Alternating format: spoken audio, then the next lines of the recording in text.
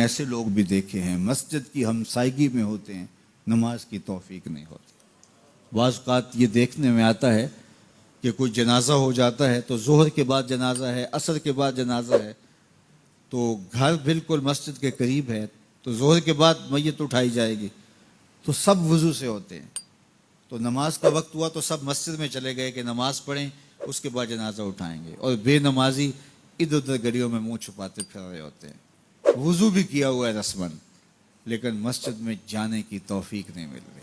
وہ سمجھتے ہیں ہم نہیں جا رہے، میاں تمہیں کوئی بلا ہی نہیں رہا۔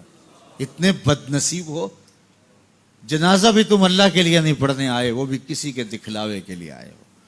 وہ تو فرض کفایہ ہے اور یہ نماز فرض عین تھی، اور یہاں اللہ کا بلاوا آیا، اس کے لیے اذان کوئی نہیں، اس کے لیے اذان ہے، اور تم یہاں اذان سننے کے باوجود بھی مسجد کے باہر گھوم رہے ہو، بہانے کبھی ادھر جا رہے ہو کبھی ادھر جا رہے ہو، اور نمازی مسجد کا رخ کر رہے ہیں۔ تو یہ کتنی بد نصیبی ہوتی ہے کسی شخص کی کہ مسجد کی ہمسائیگی میں بھی رہتا ہو اور مسجد کے قرب میں کھڑا ہو، اسے نماز کی توفیق نہ نصیب۔ تو یہ اس کی طرف سے توفیقات نصیب ہوتی ہیں۔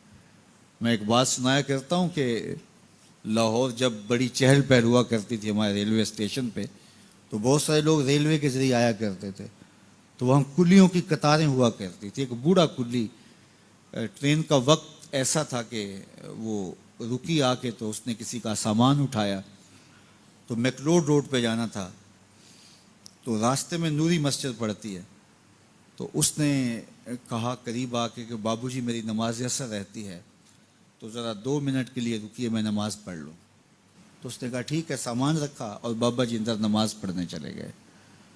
نماز ذرا اعتدال کے ساتھ پڑھتے تھے، رکوع و سجود اچھے طریقے سے کرتے تھے، اور یہ بار بار ٹائم دیکھتا ہے اور کبھی اندر جھانکتا ہے، تو بابا جی ابھی رکوع میں ہیں، کبھی سجدے میں ہیں، کبھی قیام میں ہیں۔ یہ کہتا ہے کہ میں عجیب مصیبت میں پھنس گیا کہ بابا جی نماز نہیں چھوڑ رہے۔ خیر بابا جی نے سلام پھیرا، ان کو تسبیحات فاطمہ پڑھنے کی عادت ہوئی تھی، وہ تسبیحات پڑھنے لگ گئے، تو اس کا پیمانہ صبر لبریز ہو گیا۔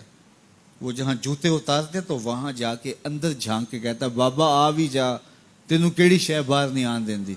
تو بابے نے یوں پلٹ کے دیکھا اور مسکرا کے کہا پتر جڑی شے تینوں اندر نہیں آن دیندی۔